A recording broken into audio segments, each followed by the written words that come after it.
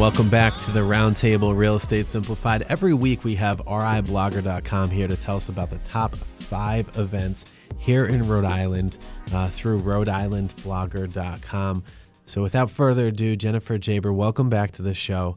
And as always, just let us know what's going on here in Rhode Island. What are your top 5 events on RhodeIslandBlogger.com? Alrighty, well, I think I do this too often, but you guys are probably going to be salivating by the end of this because we chose to focus on top 5 food events happening between now and mid-November, just because some of them you need tickets in advance and other ones you want to plan ahead for. So without further ado, we've got 5 foodie-centric events for you this week. Foodie-centric? Yeah.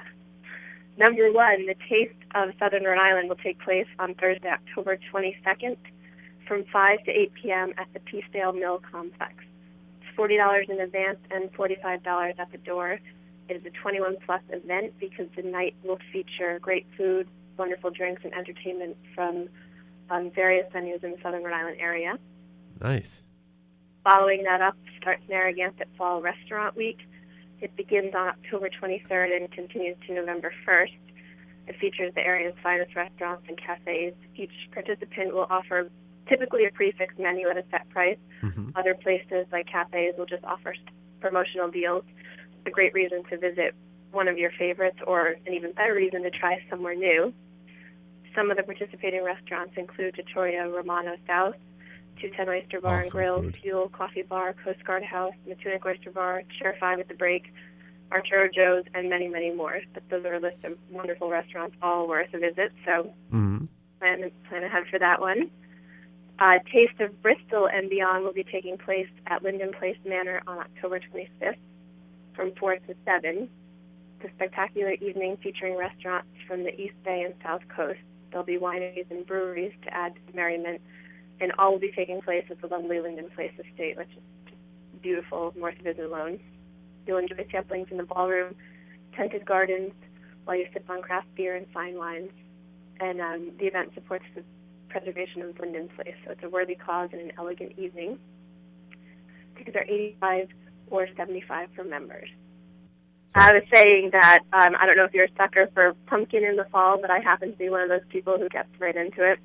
Yeah. So One Bellevue Ave at the Hotel Viking will be offering pumpkin harvest dinners every Friday night until Thanksgiving. So on the menu you'll find items like pumpkin bisque, pumpkin stuffed pork belly, pumpkin sage bread, and so on. Yep. That's just a sampling of what you might find on the menu. It's $49 per person, and again, it's every Friday night. So you have from now until Thanksgiving to mark a Friday night aside for that event. And last but not least, on November 6th, Newport and Bristol County's Fall Restaurant Week will kick off. This event continues until the 15th, and it's the same deal like all the restaurant weeks. There'll be prefix menus or promotional menus, but there are so many participating restaurants in this one. A few would be Caleb and Broad, Simpatico and Jamestown, one of my favorites. Street Kitchen, 22 Bones, Boathouse, Diego's, Castle Hill Inn, Fluke Wine and Bar, Eli's Kitchen, Tallulah on Thames, Benjamin's, and the Wharf Pub and Rob Bar, and really many, many, many more on that list, so you can get all the details in the events calendar. But those are 5 foodie events. If you're not a foodie, you will be by the end of those events.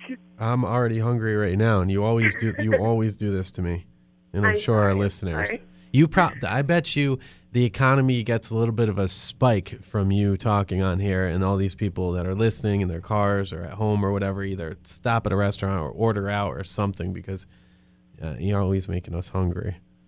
Yeah, they're thinking, what can I eat next? Yes. I know, the restaurant weeks are such a great way to get out there and try restaurants that you haven't tried. But sometimes, if you don't hear about it in advance, it's midweek and you hear, it's Narragansett Restaurant Week, there's 2 more days left, and you don't get the chance to go. So yep. I like to get those out there ahead of time so people can really, try out new places that they haven't tried before, and they're generally, the menus are awesome and they're not going to be tons of money, so it's a great chance to, go out on a limb, Oh, yeah. So those are our top 5 foodie-centric events for the week, and there's many more events in the event calendar and many meal deals in the meal deal promotional calendar as well.